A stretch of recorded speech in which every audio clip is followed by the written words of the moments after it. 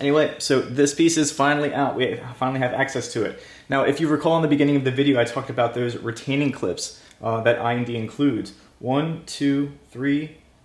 This one appears to have...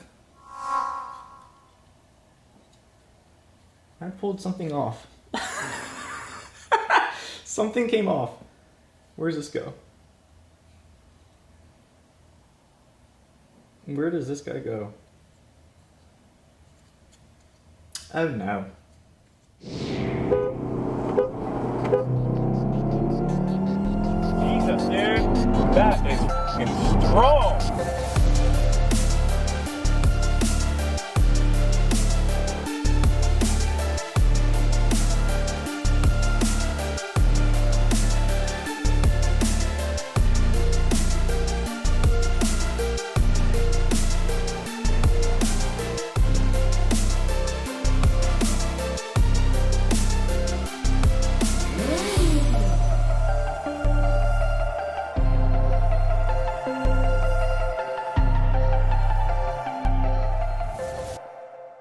What's up YouTube? Welcome back to the channel. Thank you again for tuning in and welcome to another video. I think I have the last piece of carbon fiber for the car, for the interior of the car. I very well could just have jinxed that and, you know, I'm sure I'll be eating my words and I'll refer back to this video and another video and say look how silly Brad was. But I've done little subtle upgrades, everything from the speaker grills and the console around the shifter and then the actual shifter.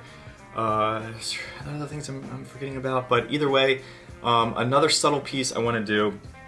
I'm surprised how big this box is for the part that it is. Maybe it's just really well bubble wrapped, but when you picture stuff in your head, it's always like much smaller and much bigger. I didn't think this was going to be this size of a box, but as you can tell, it's from I&D. So we're gonna open it up. I want to check it out with you guys, and then we're gonna go out into the garage, put it in, because I think this is, although it's small and subtle, I think it's gonna make a big impact. I'm sure you can already tell from the title of the video that this is going to be the steering wheel trim around the F80 M3 steering wheel, which would also work for the F82 M4 as well.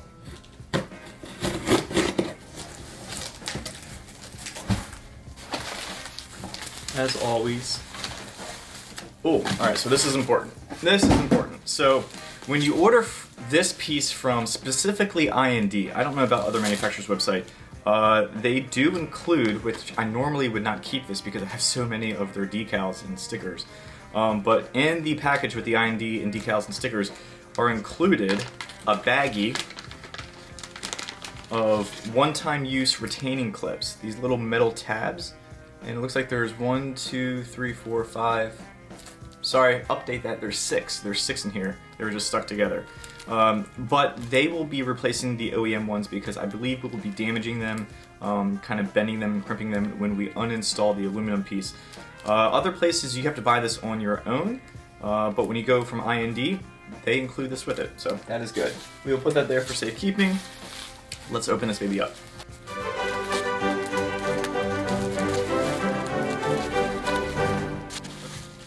As I'm taking all the wrapping off, all the bubble wrap off, it is getting smaller and smaller, so I think they just do this for very well protection because I'm always thought this would probably be a fragile piece. So after the bubble wrap comes some nice soft cloths, and finally here we go. So this is much heavier than I thought this would be. This is not plastic. This is actually, it feels like metal or aluminum. It has a little bit of weight to it. So yeah, this is the piece that we are putting in. We're gonna go out to the garage. This is not going to be one of those super quick, 90-second installs. This is going to be a little bit of a thing, but it's easy. We just have to follow some steps and make sure we take our time. But looking forward to putting this one in and taking the aluminum off the steering wheel. I feel like it's going to give it a little bit of a masculine look to the steering wheel, which is blunt, right in your face all the time. And that's really going to tie in all the other pieces of carbon fiber I've done around the shifter, the console, and the door with the speakers. I think this is going to be a really good possibly last piece of carbon fiber for the interior, but who knows, we'll see. All right, let's put it in. All right, so some of the things that you'll need a 10mm ratchet to disconnect the battery, a Phillips screwdriver decently thick to release spring retaining clips for an airbag, T20 Torx, something with a very fine, thin, maybe a flathead or perhaps a hook tool. Maybe we'll use both, I don't know. This will get under retaining clips once we're on the back side of the steering column and removing the trim, and then to pry up on those retaining clips, some needle nose pliers. So there you go, let's get going. All right, so very first thing that we needed to do, since we are going to be removing the airbag for this install, is we need to disconnect the battery. So in the F80 and F82, it is in the rear. You just have to take this little knob and turn it to the left, and then just pull and kind of rock out because there's a little tab on the bottom, and just slightly lift up out of the way, and there is the battery. And we need to disconnect the negative side, which is this guy right here, and I believe it is a 10mm. And it seems like a 10 is working, so we're gonna go with that. And there we go. Negative is disconnected, and we're going to put this out of the way so it doesn't retouch again. So in the event that somehow it pops up by me sitting in the vehicle or sitting out, I'm going to cover that negative, and then I'm also going to cover the port here. So there's no way that either one of these should be able to touch. Just like that. Okay, so now that we've removed the negative, the battery is disconnected, there's no power going to anything. I need to give credit where credit is due, and this goes to Kies Motorsports, specifically Brian. He has the genius idea of covering this up in the event that you forget that you disconnected the battery, or a friend or a relative, your wife, girlfriend walks by and goes, "Hey, you left your trunk open, I closed it for you." He covers this up and ties a little knot. That way you can't get locked out. I think that's a genius idea, so I want to give a shout out to Brian. So tie a little nice knot. That way in the event someone closes the trunk or you forgot that you disconnected the battery, you won't have a really long day. All right, let's go inside. All right, so we've confirmed that the battery is disconnected, so now it's time to remove the airbag. What you'll notice is if you feel around the edge and bottom of the steering wheel, right around here and here, there are two holes. I would say probably around the 8 o'clock and around the 4 o'clock position. What we're gonna do is just take something small round. I have a screwdriver, and we're gonna push that up in there, and we're gonna give it a little push, and you'll feel like a little, kind of like a spring. And what's it going to do? It's going to release a pin on the right side and then a pin on the left side. Here's the left side.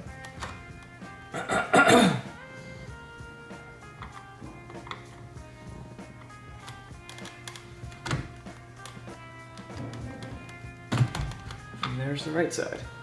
Okay, so now that we've pulled it out, what we're releasing here is this little, if you can see this little silver guy right here. It might be tough to but that's what we were pushing up and releasing a clip, a retaining clip off that.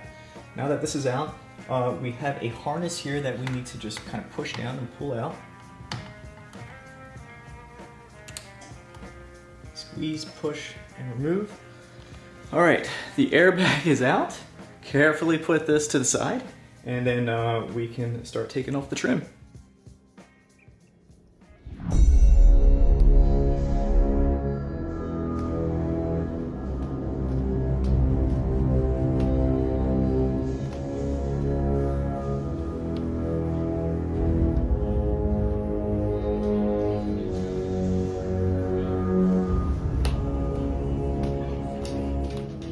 They say this has to be the furthest away from comfort access in case I hit the remote.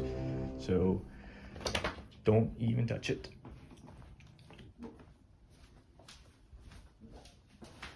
It's the airbag.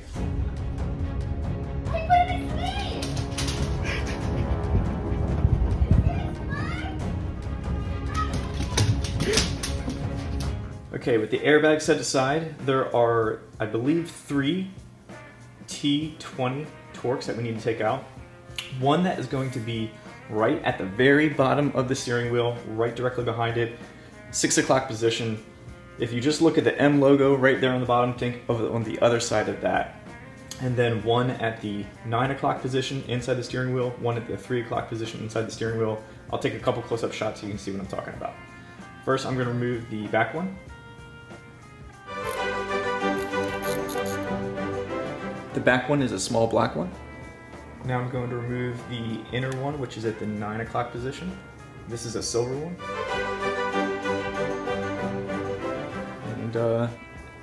And a little bit larger than the black one. There we go. With those 3 T20s out, we should be able to reach from the inside and kind of pull towards us. Take our time.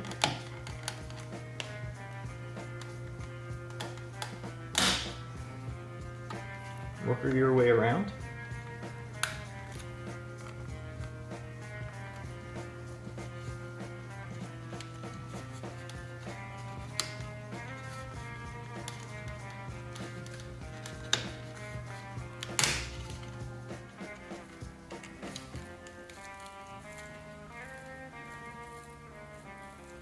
And it looks like I got a little bit of adhesive here sticking to the bottom here, but that is okay. Looks like they just went a little bit heavier on the glue there. Anyway, so this piece is finally out. We finally have access to it. Now, if you recall in the beginning of the video, I talked about those retaining clips that I&D includes. 1, 2, 3. This one appears to have... I pulled something off. Something came off. Where does this go? Where does this guy go? Oh no. This appears to just be some type of insulator for this capacitor. Maybe this has something to do about the heated steering wheel and it's just an insulator. It's just a rubber piece. It looked like I broke something, but I don't think I did. I think it's just some type of insulator over a capacitor. So I'm just gonna, and it goes completely over that. That is odd. Anyway, making full circle. Here are the retaining clips, 1, 2, 3, 4, 5, 6. What we need to do is just kind of get some needle nose pliers. We're gonna kind of bend that up, pull that out. They're gonna be no good once you bend them. That's why I&D, if you go through I&D, they include them. If not, you would just have to get them the OEM part number and get that, buy that separately from the trim piece. So, time to get this baby out. Okay, so I figured it would be a little bit easier to do this indoors and kind of show you the retaining clips I'm taking off here. As I stated out in the car, there are 6, and I&D has given us 6 new ones, but what we're gonna do is take some needle nose pliers, take this guy off, and basically we're gonna be kind of grabbing an edge, bending it up, and then pulling it out. And then once those are out, this will allow us to remove this aluminum trim. So I've gotten one off. What I'm finding that is a little bit better is trying to get a little bit of leverage. And I found the smallest flathead I could to get under there, mainly because my needle nose, maybe I don't have the thinnest pair. Maybe I need, you know, a much smaller pair of needle nose pliers, but this is all I have. And so I had trouble at least getting under there. But now you can see I got under there, and I'm starting to be able to bend this up. At that point, once I got, you know, it close to 70, 80, 90 degrees bent up, I'll be able to get that off. But the issue I was having was trying to get my needle nose under there in the first place. And what has been giving me pretty good success is finding the smallest flathead I can, kind of getting under there, wedging it up initially, and just kind of working it around. That way I can get my needle nose up in there. All right, I've got this bent up pretty good. So at this point, I'm able to get my needle nose under there a fairly good amount. And I'm just kind of rocking it back and forth at this point. There we go. There's number 2. Yeah, definitely need replacements. All right, and there's 3.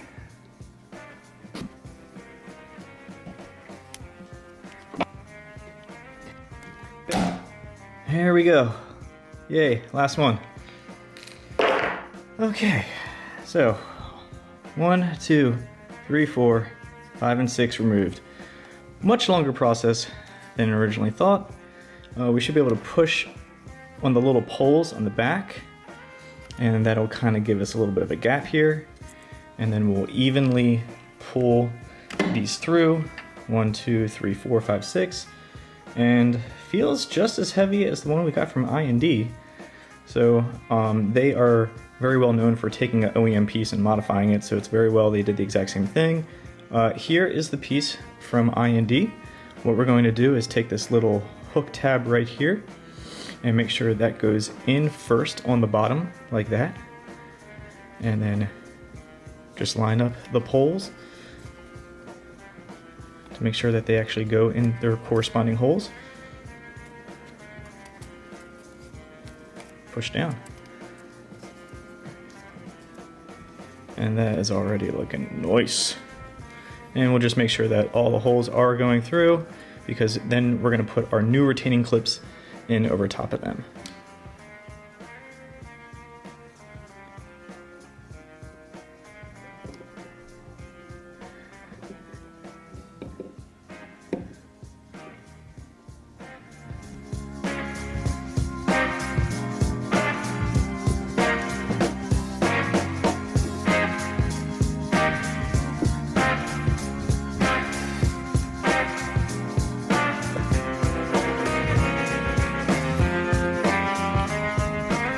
Alright, there she is.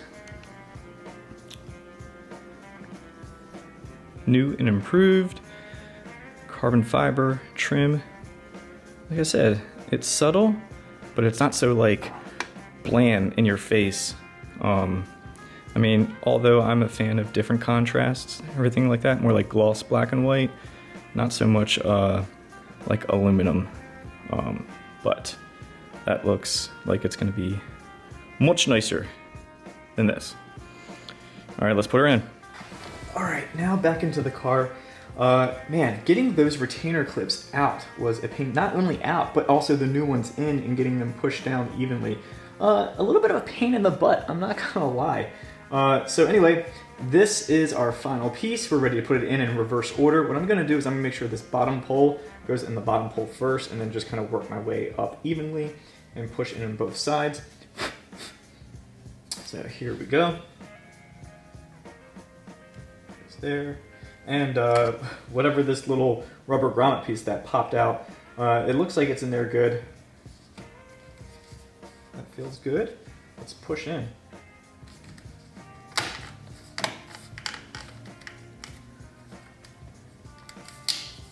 Yeah. Great. And just applying even pressure, make sure everything is seating. Now, the 3 torques. So remember, the black goes in the back. I'm not gonna crank it down just yet until I get these other 2 in. So remember, the silver go at the 3 o'clock and 9 o'clock. Just doing snug for right now until I get the 3rd one in.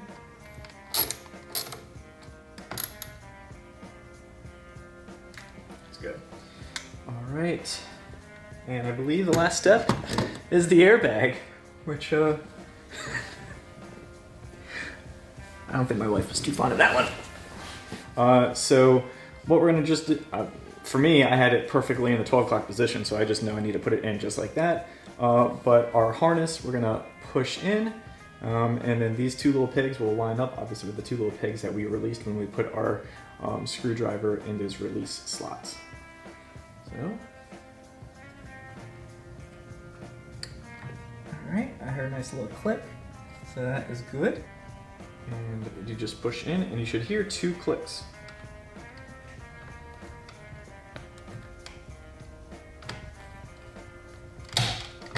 One, 2. Okay, it is looking clean. It is looking clean. I love it. So the only thing left to do is plug in the battery with the negative terminal and make sure this thing doesn't explode. All right, we are back in the trunk, and we're just gonna get rid of our rag here. Set this down back on the terminal here. Oh, cool. Make sure that stays down.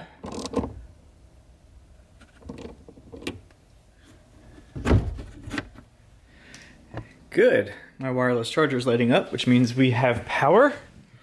Anyway, there she is in all her glory. Looking sleek, looking stealth.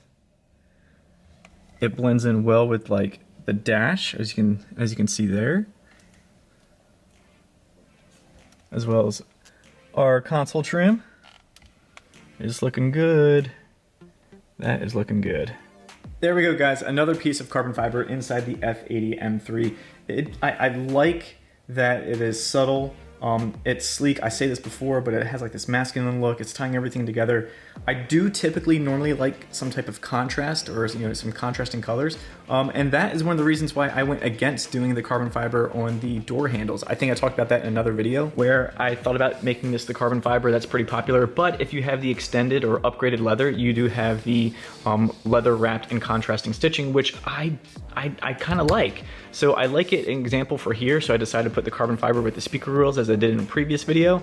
But I didn't like the pop of aluminum trim here, or on here. And these little pieces here, I think, are really making things flow together. Anyway, that is it for today's video. I would love to get an opinion about how you think this interior is turning out, how things are coming together. If you have any questions, definitely leave a comment. If you like today's video, please give me a thumbs up. And if you haven't done it already, please subscribe. I will catch you guys next time. Out.